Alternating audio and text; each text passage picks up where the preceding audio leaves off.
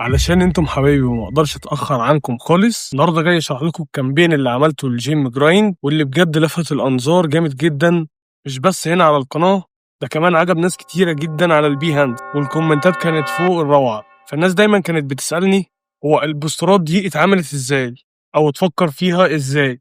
طب وليه كل تصميم مختلف وليه شخصيه وبيعبر عن حاجه معينه مش زي التانيه؟ فقلت لنفسي لازم اشارككم التفاصيل دي في فيديو واشرح لكم كل حاجة بالتفصيل واحدة واحدة. أنا مش بس هشرح تصميم واحد، ده أنا هشرح لك 6 تصاميم وهفصل لك كل حاجة خطوة بخطوة من أول الفكرة لحد التنفيذ. طبعا أي ملف أو أي سورس هنستخدمه في فيديو النهاردة هتلاقوه في وصف الفيديو علشان تقدروا تحملوه وتطبقوا معايا عملي. خليك بقى معايا لأن الحلقة دي مليانة أفكار وتريكات وستايلات هتساعدك جدا في شغلك الجاي سواء لجيم او لاي براند تاني. بص، هو اول حاجه جات لي ازاي الفكره، في جيم اسمه جرايند كلمني وقال لي انا عايز اعمل 6 تصاميم، والسته بعد لما اتكلمت معاه لقيت ان اول بوستر عايزه يتكلم عن التاهيل للكليه العسكريه، عايز يتكلم عن اشتراك الجيم، وتالت حاجه هيعمل خصم على الاشتراك لو انت اشتركت، ورابع حاجه كان بيأهله، عايز يأهل الناس لفورمة الصيف في وقت قصير، خامس حاجه ايه هي مواعيد الجيم، وسادس حاجه كان بيشجعنا على البدايه. طبعا انا ظبطت الستة كده وقلت الخط اللي انا اختاره هستخدم خطين بس، الخط الاساسي اللي هو منتصرات دوت، مش عارف قرأتها صح او لا، والخط التاني خط دبي. استخدم الاتنين في اي تصميم عندي. رحت على طول مكالمة فايل، اخترت نيو، وركز بقى معايا هنا. اختار المقاس اللي قدامك ده 1080، وهنا مقاس الانستجرام الجديد 1350. طبعا الريزوليوشن انت خليها مثلا 150، ما تزودش عن كده. بعد ما تظبط نفس الاعدادات دي ما تنساش تدوس هنا على الارت بورد علشان ابدا اعمل 6 تصاميم مره واحده وانا شغال عليه، وهدوس كرييت. كده فتح لنا اول ارت بورد اهي. هبدا واحده واحده كده ارص العناصر اللي معايا، دوس كنترول او، وديت الحاجات اللي انا اشتغلت عليها. اول حاجه جبت صوره الموديل دي عملتها من على ايمج اف اكس، رحت بقى ساحبها كده وحطيتها في التصميم اللي عندي هنا وبدات اسنطرها سنتر كده بالشكل اللي قدامنا ده. وبسرعه رحت عامل ايه، رحت على قائمه سيلكت واخترت منها سبجكت علشان احدد الشخص اللي عندنا في الصوره، وهعمل ايه، هاخد منه نسخه واخليها فوق هنا. هاجي دلوقتي على اللاير بتاع الخلفيه اللي عندنا دي، هعمل لاير واخلي اللاير ده باللون الاخضر، ابدا اقلب هنا كده اخليه باللون الاخضر ده، وادوس الت وباك سبيس علشان الون الخلفيه، وهعمل اللون ده مالتي بلاي وابدا اخففه شويه كده علشان عايز الخلفيه تبقى لونها اخضر عندي. دي كده اول صوره خدناها. نيجي لتاني صورة عندي، هي صورة الكاركتر دوت برضو، بدأت أحدده هو، رحت ساحب الشخص ده عندي كده وحطه هنا. أبدأ طبعا أصغره كده شوية وأخليه ورا هنا، وده اللي أنا كنت عايز أوصله في التصميم، إن أنت بعد لما تكمل تمرينك هتبقى الشخص ده. طبعا هعمل ماسك هنا كده وهجيب أداة الجريدينت وهبدأ أسحب من تحت كده لفوق علشان يبان الشخصية بتاعتنا كده متدرجة. طبعا هبدأ أسحب اللون الأخضر كده واعمل له كليبنج عليه هو بس، اخليها بقى دي كلر واخففها شويه كده بنسبه 15% علشان يبقى مدموج مع الخلفيه. كده احنا رصينا اهم حاجتين عندي في التصميم، الباقي بقى كله سهل. ابدا بس كده اخليهم كلهم مع بعض في جروب، واخلي الجروب ده اسمه خلفيه عشان ما توهش مني. هفتح كده الجروب تاني وهاجي على الشخص ده هاخد منه نسخه تاني كده وادوس عليه دبل كليك واختار انر جلو. اخلي اللون بتاعنا هنا نفس اللون الاخضر ده ولكن بلون افتح شويه كده من درجه اللون الاخضر، اخلي الدرجه هنا بنسبه 20% وادوس اوكي، واعمل لاير تاني كده وهدوس الت، وهجيب المره دي البرش علشان ارسم اضاءه كده على وشه. ابدا اصغر كده البرش وهعمل اللاير ده سكرين وهبدا ارسم كده اضاءه على وش الشخص.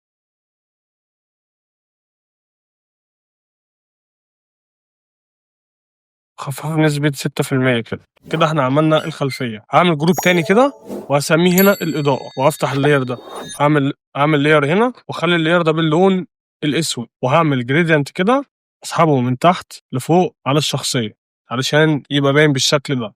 هعمل بقى لاير تاني وهبدأ أرسم الإضاءة بتاعتنا، أخلي أول لاير باللون الأخضر والتاني لاير باللون الأبيض.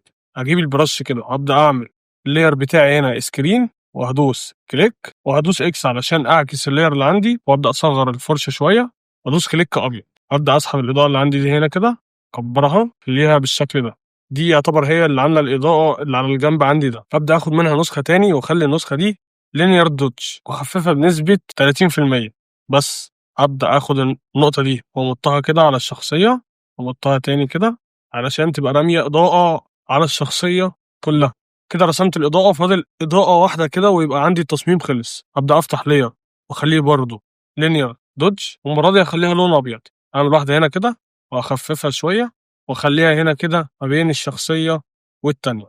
كده انا رسمت الاضاءه وعملت الخلفيه ولست عندي الاتنين موديل. فاضل حاجه واحده بس وهي التكست. طبعا التكست انا كنت مظبطه هنا، كل بوستر مظبط له النص بتاعه. طبعا بجيب التكست هنا وابدا اكتب. خليك مستعد، حلمك هيبدا من هنا.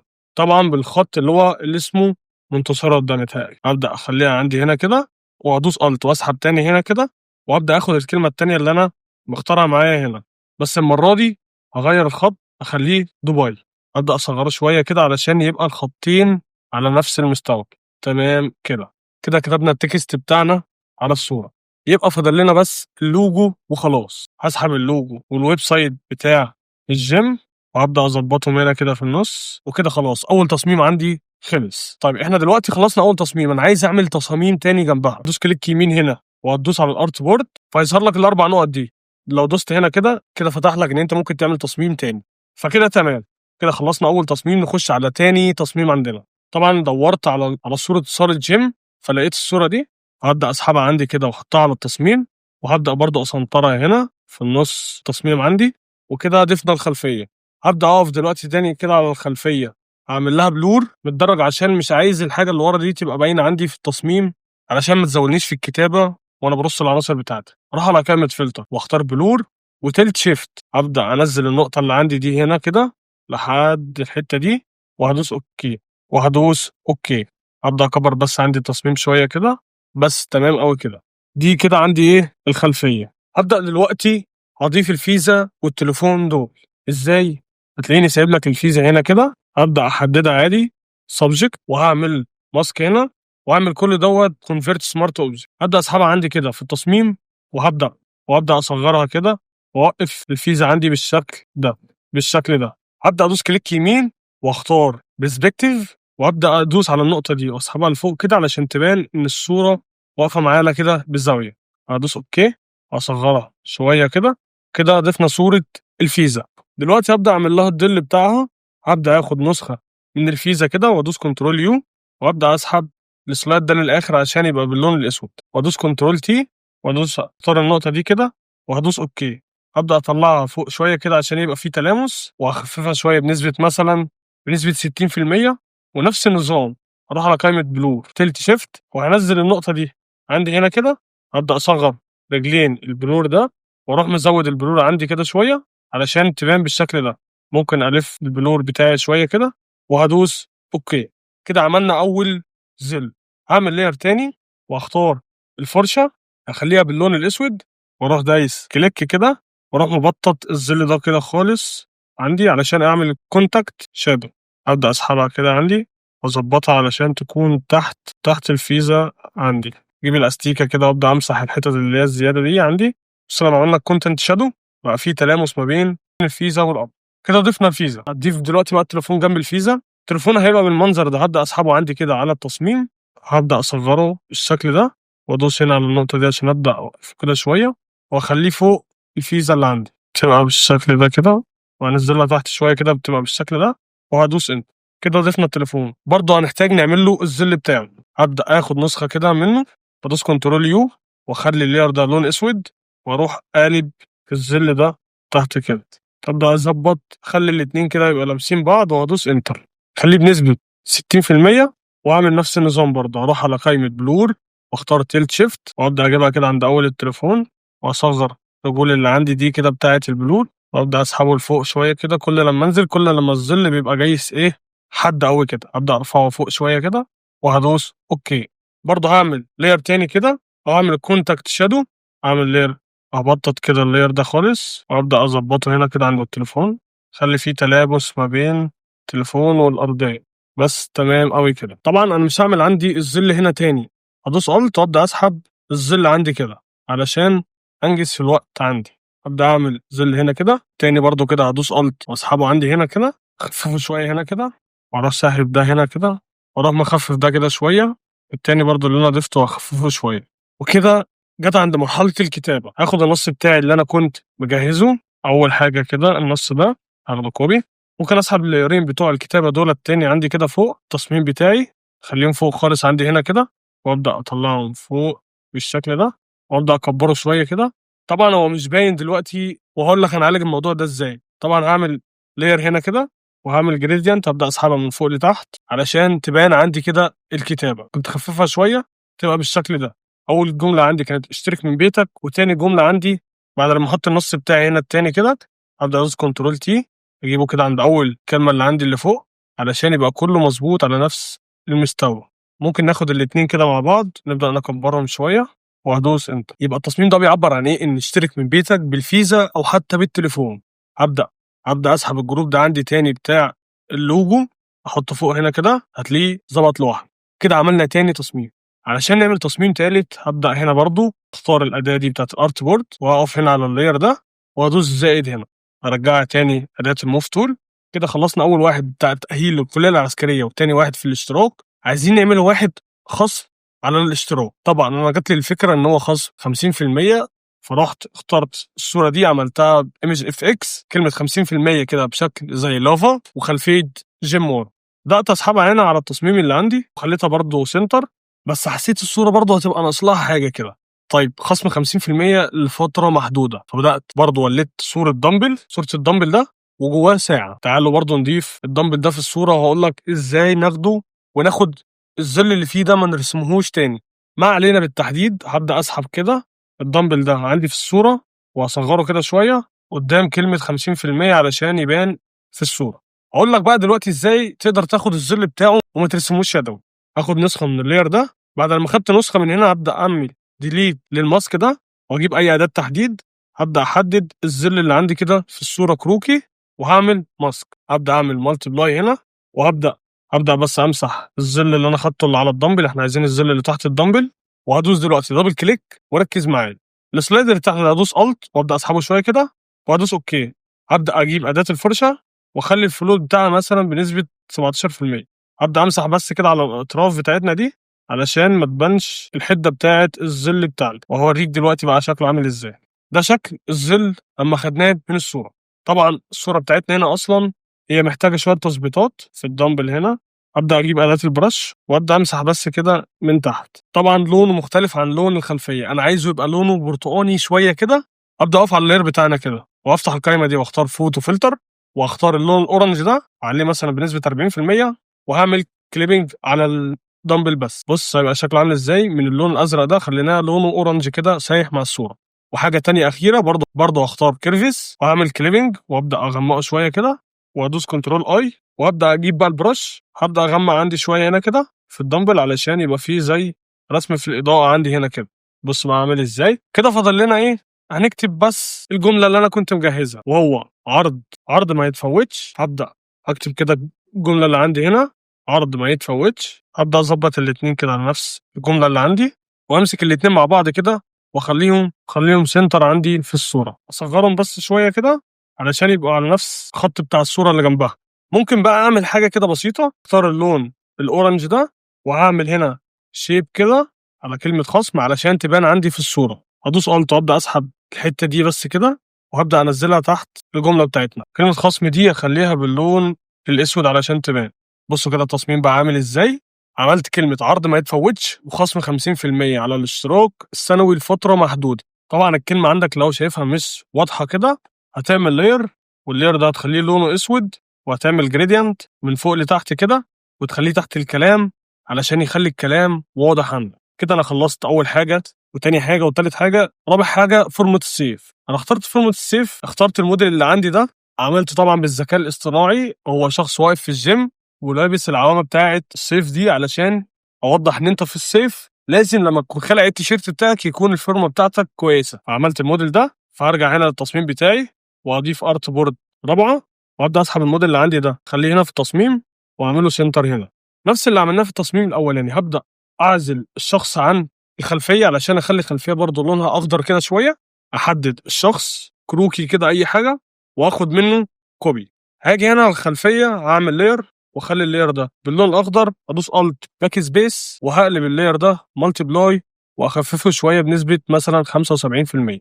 كده لحد دلوقتي الدنيا تمام. كده عملنا اول حاجه، دي الخلفيه هبدا اضيفهم مع بعض هنا. وهنعوز نعمل ايه؟ هنعوز الاضاءه. طبعا مش هعملها تاني، هبدا اسحب الاضاءه اللي عندي هنا كده، اسحبها على التصميم. اتضافت عندي هنا كده، اسحبهم كده اخليهم هنا في اليمين، اكبرهم شويه، واخد نسخه منهم اخليهم الناحيه التانيه في الشمال، اخففهم شويه. وعلشان ابين الظل ده هبدا اعمل لاير تاني كده، جريدينت، اسحبه من تحت لفوق علشان يبين الشخصيه معانا هنا كده. والجمله بتاعتنا اللي انا كنت مجهزها هي بتاعت فورمه الصيف، ايه هي؟ هكتب هنا جاهز لفورمة الصيف بأول خط عندنا، جاهز لفورمة الصيف. ده كده أول نص عندنا، أبدأ أطلعه فوق وأضيف نص تاني. طبعا السطر اللي تحت مش قد السطر اللي فوق، أبدأ أدوس ألت وأدوس على أي سهم يمين، تلاقيه بيظبط لنا كلام قد بعض. نسحب كده الاتنين مع بعض، خليهم هنا، وأظبط الكلمة اللي فوق خليها على قدهم بالظبط. كنا أمسك الاتنين مع بعض أصغرهم كده وأنزلهم علشان يبقى على قد التكست اللي جنبهم، وأدوس إنتر. طبعا برضو مش باينين شوية، فهبدأ أعمل جريدينت خليه تحت الكلام، خليه باللون الأسود، أسحب من فوق لتحت كده علشان يبقى بالشكل ده. طبعا في حاجة احنا نسيناها في التصميم دوت، هي اللوجو بتاعنا هنا. أبدأ أسحبه هنا كده وأسيبه، هتلاقيه اتضاف لوحده. أسحبه برضو تاني هنا كده، أسيبه على التصميم بتاعي، ألاقيه اتضاف هنا. كده احنا لحد دلوقتي خلصنا 4 تصاميم من المطلوب. كده فاضل تصميمين تانيين، بتاع مواعيد الجيم وبتاع التشجيع على البداية. فأنا جاتلي الفكرة من هنا، مواعيد الجيم طبعا هكتبها ازاي، فلازم اجيب خلفيه جيم. فانا اخترت الخلفيه دي بتاعت الجيم، وهي ما فيهاش شغل خالص. انا ابدا اخدها بس واحطها على التصميم وهكتب عليها. هرجع هنا للتصميم بتاعي، اضيف ارت. بعد ما ضفت ارت بورد هنا، هبدا اسحب الصوره اللي انا عملتها بتاعت الجيم دي واخليها برضو سنتر، وهكتب عليها بس. هكتب عليها ايه؟ هي كلمه مواعيد جيم جرايند. طبعا هخليها بالخط اللي احنا بنكتب بيه، خلي الخط ده بولد، وابدا اكبره شويه، خليه عندي هنا كده. طيب انا عايز اعمل فيه شغل تاني كده، هبدا اخد منه نسخه، والنسخه دي اخليها باللون الاخضر وادوس اوكي. هبدا اطلع اللاير ده فوق شويه كده، يمين شويه، علشان يبقى باين بالشكل ده. دوس عليه دبل كليك تاني، او ممكن اعمل له مثلا ستروك باللون الاسود 1% خالص عشان يبقى بالشكل ده. ابدا اظبط برضو باقي الكلام عندي. المواعيد طبعا هو كان كاتبها لي، الجيم مفتوح يوميا، الجيم مفتوح يوميا، اخليها هنا كده. واخد اللي بعدها، شغال من الساعة 7 لحد الساعة 11 بالليل. اخد الت كده وهدوس اوكي. ده اظبطها هنا كده. دي طبعا المواعيد خليها هنا كده في النص، الله فوق شوية. كلمة الجيم مفتوح يوميا دي عايزين نعمل فيها أي حركة كده. هبدأ برضو كده أجيب شيب وأعمله تحت الكلمة دي، وأدوس ألت، أسحب الجزء ده خليه تحت الجملة، خلي الجملة دي باللون الأسود، ونجرب كده يبقى شكلها عامل إزاي. لا مش هيبقى، نرجعها باللون الأبيض تاني، بس نخلي اللون الأخضر ده نخليه أخضر غامق علشان تبان. وأكبرها كده شوية، ده أكبرها كده شوية معايا كده. يبقى كتبنا المواعيد برضو بتاعت الجيم. كده خلصنا التصميم دي كلها ما عدا اخر واحد، والفكره جات لي ازاي ان هو اشجعه على البدايه. فابدا اول حاجه انا اضيف ارت بورد اخيره عشان يبقى كده خلصنا التصميم كلها. ارجعها هنا موف، وهي تشجيع البدايه. انا كنت مثلا عايز اخلي يبقى شخص جسمه تخين شويه، واروح مبين الفرق بشخص جسمه فيه فورمه، واروح دامج ما بين الاثنين عشان يبان ان الشخص دوت برضه زي اول تصميم عندنا، اللي هو الشخص دوت ده اللي بيفكر فيه، ده هو الشخص ودوت اللي بيفكر فيه. طبعا دخلت على ايمج اف اكس لحد لما عملت الصوره دي، كتبت نفس الشخص ونفس البرومت، مره يكون تخين ومره يكون بعضلات، وهنا مثلا يكون ماسك اي حاجه هو اللي بينحت نفسه. فبدات اسحب الصوره ديت عندي كده على التصميم، خليها سنتر. دي ببساطه انا كانت جات لي برضو الفكره اللي هو انت اللي هتنحت فورمتك بنفسك. فانحت فورمتك بنفسك دي هتيجي ازاي؟ ان انت اللي هتنحت فورمتك بنفسك، خليها باللون هنا الابيض، ويبدا النهارده فورمتك هتشكرك بعدين. ده الهوك اللي انا كنت استخدمه. طبعا هنخلي الاتنين على نفس الوزن كده، ابدا اطلعها فوق شويه، واخد الاتنين معايا واكبرهم عندي بالشكل ده، اكبرها واخليهم بالشكل ده. طبعا قلت لك لو هي مش باينه تبدا تعمل لاير، وتجيب اداه الجريدينت تسحب من فوق لتحت كده، وتخلي الجريدينت ده تحت الكتابه اللي عندي. طبعا الصوره سوليد كده، فعايز اضيف لها برضو اضاءه. ممكن بقى اعملها انا كده سريعا. ابدا اجيب اللون الفاتح ده كده شويه، واجيب الفرشه، ادوس كليك وكليك تاني، واجيب اللون الابيض واديها كليك كده في النص، اخلي ده كله سكرين، وهبدا اكبرها هنا كده، واروح ماسك الحته دي كده ساحبها كده علشان تبقى بالشكل ده. بصغرها شويه كده، اي نوع بس مصدر اضاءه كده علشان يحل الصوره. ورحت جايب الشمس دي ساحبها عندي هنا كده، وعامل الشمس دي سكرين، ورحت جاي مصغرها وحاططها ما بين جسم الشخص كده. طبعا عالية قوي كده، فهبدا اخففها بالشكل ده. ويبقى انا كده خلصت معاك الست تصاميم دول تعالوا نشوف بس كده ايه اللي ناقص. طبعا ناقص اللوجو هنا، ابدا اضيف اللوجو مره هنا، هتلاقيه ضاف لوحده علشان انت عامل ارت بورد. طبعا انا كده خلصت 6 تصاميم دول الكامبين جيم جرايند، والفكره طبعا كانت بتوضح نفسها وعملناها واحده واحده. وده البروجكت اللي انا منزله على البيهانس. طبعا كده وصلنا لاخر الفيديو، تلاقي لينك البيهانس. هبقى طبعا نشوف البوستر كامل عامله ازاي بشكل جميل على البيهانس. لو عجبك الفيديو النهارده ما تنساش تعمل سبسكرايب علشان تشوف كل جديد. اقترحوا عليا افكار للفيديو الجاي. اشوفكم على خير وسلام.